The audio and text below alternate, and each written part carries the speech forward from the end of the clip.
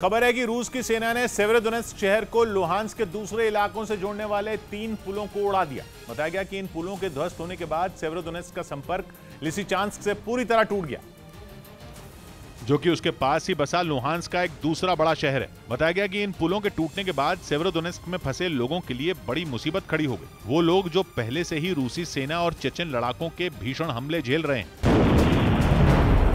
शहर में छिड़ी खतरनाक लड़ाई के बीच अपनी जान बचाने के लिए लोग कहीं बंकरों में तो कहीं केमिकल प्लांट के तहखानों में छिपे हैं। भारी बमबारी और गोलीबारी के बीच वहां फंसे कई लोग ये कोशिश भी करते हैं कि किसी तरह से वो शहर से बाहर निकल जाएं। लेकिन अब सेवेरोडोनेत्स्क के पास बने पुलों के धराशायी हो जाने के बाद वहां फंसे लोगों का निकल पाना और मुश्किल हो गया, क्योंकि वहां छिड़ी खूनी जंग के बीच सेवेरोडोनेत्स्क शहर से किसी तरह लोगों को निकालकर पुलों के रास्ते से ही लिसिचांस्क शहर तक पहुंचाया जाता था।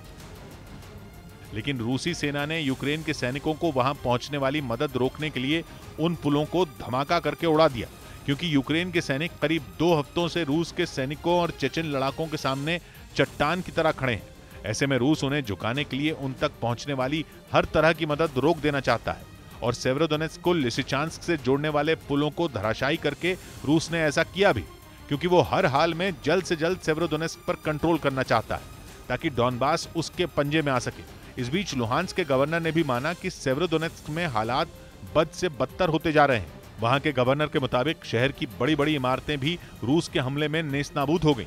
साथ ही उन्होंने ये भी माना कि पुलों के ध्वस्त हो जाने की वजह से यूक्रेन के सैनिकों तक हथियार और दूसरी मदद पहुंचाना लगभग नामुमकिन हो गया।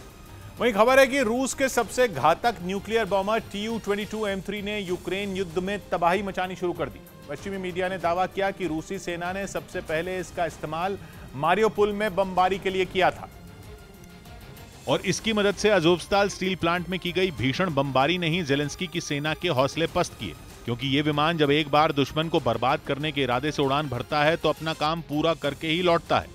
ऊंचाई कम हो या ज्यादा, Tu-22M3 बॉम्बर अपने टारगेट पर बम की बारिश कर देता है, जिसके बाद ऐसी तबाही मचती है जिसका कोई अंदाजा भी नहीं लगा सकता।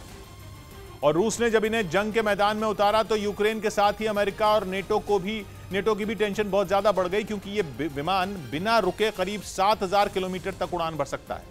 मतलब पूरा यूरोप और अमेरिका का पूर्वी किनारा भी इसकी जद में।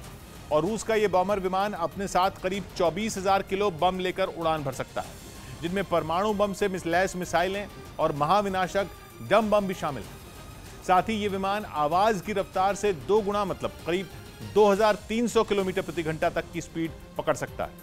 और दावा है कि रूसी सेना के बेड़े में 60 से ज्यादा Tu-22M3 न्यूक्लियर बॉम्बर विमान मौजूद है।